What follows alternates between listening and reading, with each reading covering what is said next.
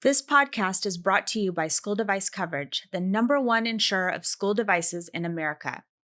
To learn more, visit schooldevicecoverage.com.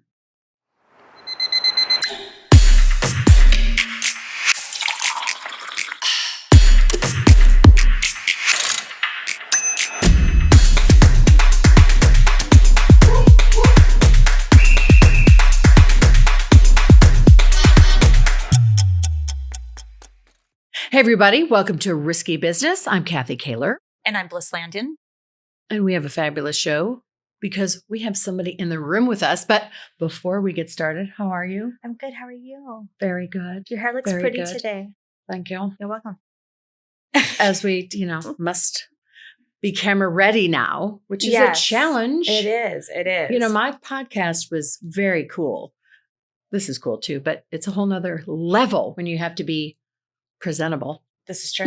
I wasn't planning on that. Baseball hat, Yeah. sweats. Yeah. And we don't have makeup people. No, it's all our own. It's all our but own. Anyway, but we are so happy for you to be joining us. And hopefully you have found us on the internet in all of our places because we've got so many shows. People can find us and watch us on YouTube, visit our Instagram, our Facebook, and website.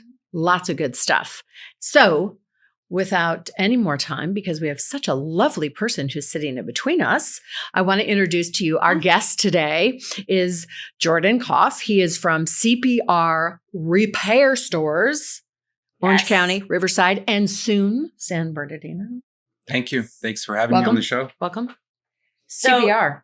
Jordan, we have, a few years now under our belt of a relationship with you, which is really fantastic. He has repair facilities down in Orange County, and we happen to have a few school districts down there using our insurance. And we use CPR as our repair solution. And Jordan heads that up. So it's been a great relationship. We plan on growing the relationship nationwide, right, Jordan? That's right. What we're going to do. And anyway, interesting things have happened, right, over the past year and a half. That's an understatement. Exactly. And as a father of 3, you understand how the at-home learning has been quite a challenge for our children, right? Yeah, I mean, I have kind of all the age groups. So I've got a teenage daughter, and then 2 boys. In 2nd and 4th grade. Oh yeah, so you've got. You were all in over. the thick of it. Yeah. Fortunately, we're out of diaper phase, so that's good. We're past that. But yeah, it was hard. I mean, the lack of the social aspect of going to school. Didn't you say that your youngest cried when he figured out he couldn't go back to school? He was just now? bawling. I mean, he was. He can't see his friends. He can go to school, and it's not the same experience. Yeah. It's their life, their routine. Yeah. Yeah. Even the learning process for my teenage daughter, I mean, the amount that she soaks in has a lot to do with interacting with her, school, with her classmates, with things at school. So it was definitely a change. Yeah. So your kids are extremely lucky that if something breaks on their device, you can fix it for them. That's right. Yeah. And at no cost. So that's a nice thing. They take it for granted a little bit. I'm sure they do. The perks of having a dad that can repair those tech things. repair dad. Pretty cool. Yeah. Well, I was going to say too, because a lot of times, when you hear CPR, it's not thinking about tech devices, right. Correct? But in reality, it's, CPR is to help someone, repair what's happening with their breathing and hopefully their heartbeat. But with what you do, which is basically looking at school devices that kids are using today, you may have, in your home where they're bringing home a tablet, a laptop. Obviously, we all have phones too, that things go wrong and they need to be fixed. Yeah. So how did you get started? How did you decide? I mean, was this a passion? Were you like a tech kid? Were you like, I'm going to take something apart and put it back together again? That, took apart the toaster and put it back together again. Did you do that when you were little? Well, I remember a time where I was in college and my older sister was doing her PhD. Back then, it was the old DOS-based computers. It was DOS. I haven't heard that word in a long time. And it was her only computer. That's where she had written her dissertation and progress, everything. And Oh, she wow. comes home one day from school, and I have it in a million pieces all over the floor. So you did do that. You took it apart? In trouble. So yeah, Oh my! got electrocuted a few times as a kid.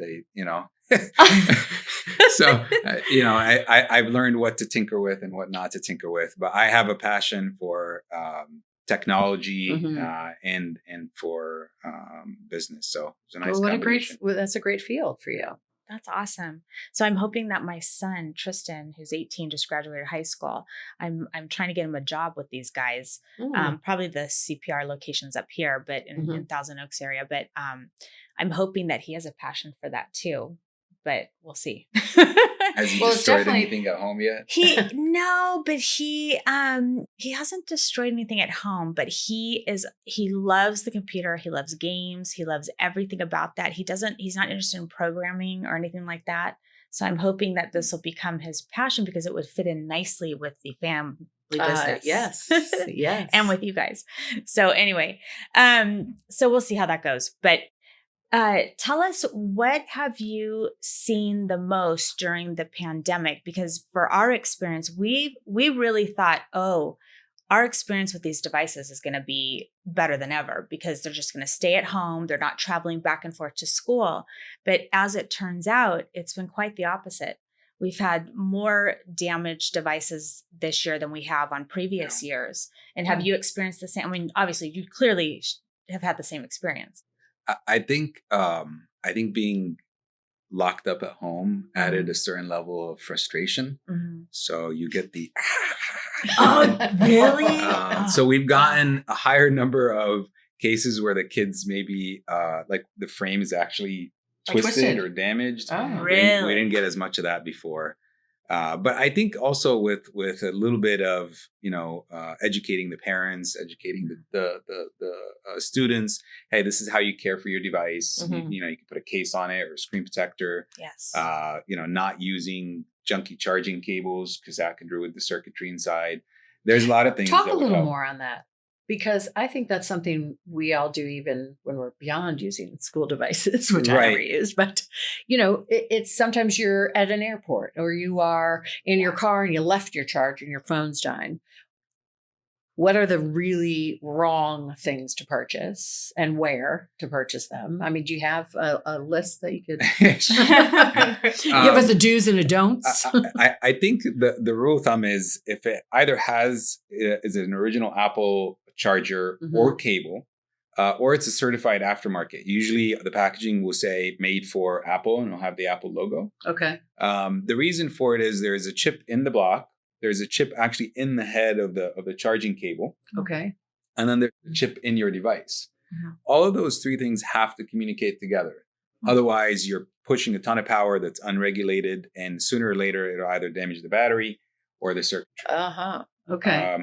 So generally, if you're buying a cable that's $2 or $5, it's probably not. It's a lot less expensive to buy those items, but then you're going to fry your expensive device. Yeah. I mean, there's a lot of brands out there. There's Mophie, Zag makes good ones. Qmatics makes a good aftermarket. Obviously, the original Apple ones or original Samsung ones. But that's a good tip. Yeah. That's really good. Look for certified. That's right. Okay. It'll cost you an extra $20, but it'll save you hundreds of dollars later. Yep. That's a really good tip. And I think that's important for us because I think our kids, my kids used to buy, items at a gas station, and they're because they're colored purple too. and pink and, green, and they look attractive, but they end up frying whatever they have. So that's a really good tip. We also have partnered with a case company called Nutcase, and we know that the experience will be better as far as breakage and things like that. So I think that's really good advice too, is the case, for any device, right? For cell phone, laptop, anything needs a case these days, I would think. Yeah, tablet, phone, even some of the laptops out there. Right. Having a good case. And there's a difference between, I think, a cover and a case. Yeah. A cover is often super thin. It might be colorful and it looks nice, but it serves a more decorative purpose. Right. A case doesn't have to be a big, massive, bulky case, but it just needs to have enough protection to do its job. Do you get people coming to you first to do a repair and not realize they could have had it insured? Or is that? We do, yeah. You do? We do get a lot of those people. And so how do you explain to them that, if you had insurance? It's going to cost you $300. You want to try not to rub it in on the spot. But we try to explain that to them after they've done the repair and say, hey, now that you've gotten this back whole and it's working, maybe you should consider, getting covered on this device. And school device coverage has an amazing program through the schools. Honestly, I haven't seen anything like this program before. It works really nicely and at an affordable price for parents. Yeah. And we see the other side of it. So we get parents that forgot to renew it, in this school year, and they come in thinking maybe they're covered, and they're like, oh no. Yeah. It can become a real problem for the parents. I mean, and especially if they have more than one child. So now you're responsible for multiple devices, and that's a problem. What about, do you get a lot of water damage too? Some. Or liquid damage. I mean, it could be spilled milk, spilled cup of coffee, right? We do, yes. There's a lot of stories on that one. Is there? Yeah. I think with over the years, people have gotten a little bit more aware. Yeah. Of, hey, liquid bad with electronics. Yeah, exactly. But yeah, we had a customer once come in and he came in for some other repair, not liquid damage, and we opened it up and we saw clear signs of liquid damage, and we told him, hey, you spilled water on this, and he swore up and down, no, I did not spill water. I did not spill water. I didn't do anything. And then I said, okay, pause, not water, any liquid. And then I saw this look on his face. Yeah, my God. And so his night. Keyboard wouldn't press properly, like it would mechanically. Yes. So he figured, let me oil it. Oh, even worse. He put oil So he put oil in it. He figured, it's a mechanical thing that isn't pressing. Let me oil it. That's terrible. I mean, terrible. But for the most part, I think a lot of people are aware that, salt water is difficult to repair. Okay. Right. That it just eats up. Does the bowl of rice actually work for a cell phone? If you drop your cell phone in the ocean, it does actually. It does really work. It does. Yeah. I mean, the rule of thumb: if you drop it in water, number one, please don't try to turn it on. Right. The natural instinct. Let me see if it still works. See if it still works. Yeah. So don't try to turn it on. If it is on, turn it off immediately. Okay. Don't try to plug it into electricity to charge it. That would be wrong. Yeah. Because power and water not friendly. Right. And number three, what you do when you put it into the dry ice is it just sucks up the moisture. Really? Right. It's not 100%. Right. It's basically a Band-Aid until you bring it in to CPR. Oh, so you still have to bring it in. Yeah. So you still have to bring it in. It's not going to fix everything, but at least it'll draw out some of that moisture. It'll mitigate the risk. How about that? Okay. For a risky business. That's good. That's good. So yeah, it'll reduce the chances of it. It'll increase the chances of it being repaired. Okay. What about things where, you want to take the paper towel and the Windex and on the screen, or the sprays, that have the blast of air, or the big blobs of sticky goo. Have you seen those? No. Okay. So it comes in a container. Wow. I'm sure both of you something new. Yeah. It comes in a container. It's like a blob of glob. Okay. A blob of glob. You press it on your keys and it pulls up any of the dirt and the lint. You've not heard of this? Sounds interesting. I don't think he recommends it. I mean, it doesn't stay on your computer. It's just like almost like tape, if you will, sure, for dust. But it doesn't. Anyway, I saw it online as a. Did you buy the blob? Did you buy it? Well, one of my clients did. The crazy one. Oh. Anyway, but it was interesting, and it does work. But what about cleaning the glass and cleaning the screens? What do you guys recommend? You don't want anything too harsh, but yeah, you can clean your screen. Okay. I mean, should you get a screen cleaner specifically, or does it matter? Generally recommended if you have alcohol. Yeah. Something that's at least 70% alcohol or higher. Some of the ones that are lower, they have too much water content, and you don't want to. You just put water on your screen. You should spray it on the cloth first, and then wipe. Right. You don't want to spray on your device, I would imagine. Right? Yeah, especially if you have a crack. I've had a lot of customers where it's already slightly cracked the screen, so and then they wonder how water got in there. Well, if you think about during the pandemic, everybody was dipping their things in alcohol anyway. I mean, right? Sanitizer, everything. Yeah. So crazy. So high percentage of alcohol is good. Also, if you're not sure, we do offer courtesy cleanings at the stores, so you can come in. That's good to know. A very common thing that I was mentioning earlier, your charge port, right? A lot of people. You put your charging cable in, you have to sit there and wiggle it for it to start charging. Right. Most of the time, it just needs a deep clean. Okay. And CPR stores will do that as a courtesy. There you go. Is that where like an air Riverside thing would work for that though, right? Just spray that in there and sometimes. Get the dust out. So what happens is if there's already stuff stuck in there and you spray it with air, you're just pushing them in more. So you need a vacuum. Yeah. Ooh, let's invent that. So. Little tiny vacuum. Charge port vacuum. Hey, that could be a good idea. So, heard right here on Risky Business, might I say. So something else that we've gotten into recently on our podcast is we've been talking to people about the safety of devices. How often to use it, how far away it should be kept from you, certain things that you can put on the device itself to protect you from the what is it called? The EMF. The EMF. Mm-hmm. Yes. Do you sell any of that stuff at your stores? We don't.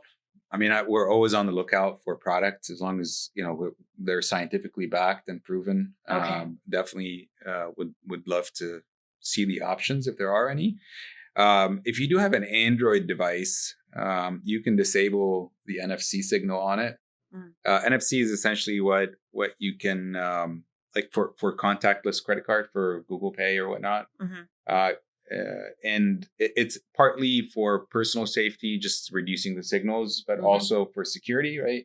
If a chip reader can read your phone, it's possible also for somebody that's passing by you to read it. Is that like the VPN? Or is that different? It's a little bit different. This basically just for your credit card information that's saved on the phone. With iPhones, you can't actually disable it once you activate your Apple Wallet, but with Androids you can. It's simple swipe, and if you ever need to use it in the store, you can turn it on. A lot of people like to put their devices, farther away from them when they go to bed. Right. We've been recommended that too. Yeah. Some people go even as far as just putting it onto airplane mode. Yeah. We were given that tip as well. Yes, we were. All right. Yes, we were. So that's good. Honestly, I think it serves a second purpose, which is when you're in the bedroom, just sleep. How about that? Turn everything off. Don't get notification. I gotta check this notification right now. I gotta see who texted me. Except your kids are little. They're in the house. Well, somewhat little. Yeah. When you have older kids, I have older kids. I have 3. She has 3. Mm-hmm. But I have been practicing putting it on airplane. And I'm not having a nervous breakdown. And I'm waking up in the morning and the world is still somewhat the same. Still here. If you're driving on the what is it? I think it's the 74. It goes between Lake Forest down to Laguna. Yeah. Isn't it? The toll road. The toll road you're talking about. No, it goes between the mountain. Oh, there's no service. Okay. Yes, there's a very conveniently located no service spot in the middle. It's lovely. And it's nice lush greenery. You can just park on the side and kind of just walk out to the forest and enjoy nature. And it'd be unplugged. That's right, forced to unplug. I love it. So you were saying before, when we were talking before, CPR is expanding. So San Bernardino. Mm-hmm. What do you see in terms of your role? I mean, is that something that you're a part of as the company grows, or expanding? What do you call it, territory? Or well, I mean, we want to become the go-to brand for our services, right? When people think of quality mobile device repair and sales, they think of CPR first, right? Because we don't just cover cell phones. We do tablets, we do computers, gaming consoles, and everything else. They do a great job. Everything. They really do. And I want them to expand. I want them to be all over the country so that we can refer every school district to you guys. That's what our plan is. Yeah, hopefully you have the same plan. We do, yes. And I think the partnership with School Device Coverage has been great with us. It's been wonderful. It's a really good partnership. They're very professional, very organized, timely. They know what they're doing, and some repair facilities out there are not so swift. What is the turnaround? Tell us the turnaround time on, not for schools, but just for anybody coming in. Is there like a time you're? Yeah. So if if let's say your iPhone screen broke, you walk in, it's usually about an hour to 2. Okay. Most repairs on at least the popular models of iPhones and Samsungs, they're all within a couple hours. Okay. If you you're waiting. Yeah, you wait, or you go grab lunch. We're conveniently located next to In-N-Out Burger in one of the places. And that's good. Once you get through that line, your phone will be done. Yeah, exactly. Yeah, there's people that line up at 10 o'clock in the morning. Oh, I'm sure. Yeah. Wow, burger for breakfast. But yeah, our turnaround time is, our commitment is if it's a device like a phone that you rely on, we want you in and out as quick as possible. Right. If it's an iPad or a computer, you might a couple of days is common. Yeah. But we are looking to expand out to Riverside County, San Bernardino County, a lot of the underserved areas that don't have reliable repair options. And in your stores, do you have to carry a lot of replacement parts? And have you experienced with, obviously with the pandemic, there was a shift of getting goods, but even as of recently, we've had delays in particular things. Have you experienced anything like that? We have, to some degree. We've been fortunate as part of the CPR network that our franchise has supported us to give us either a heads up so we can stock ahead, or in certain instances where they've stepped up and they've helped, buffer additional inventory for CPR stores. That's great. So we've been fortunate in that regard.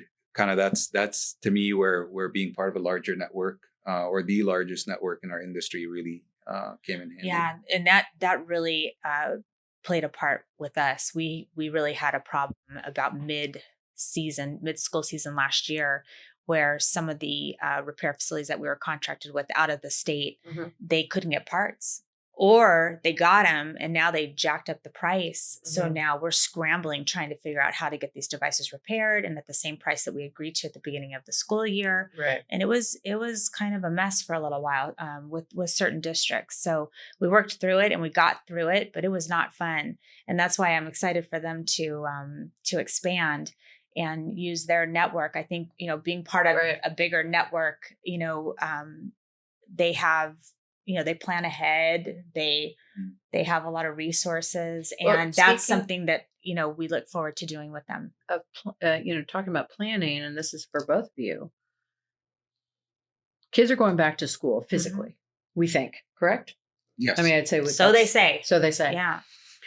Do you think they're all going to continue on with their devices? Is that, because some kids have received them that were not going to. They were either too young, right? Like kindergartners were getting them. I mean, we've been talking to people. We've been talking to people, Kath, and we we're seeing a shift in learning and how, this whole pivot to at-home learning, they're not going to do away with it. Yeah. I think a lot of schools are going to carry on with a hybrid model where, part will be in school, part will be at home. Maybe you have a choice of either.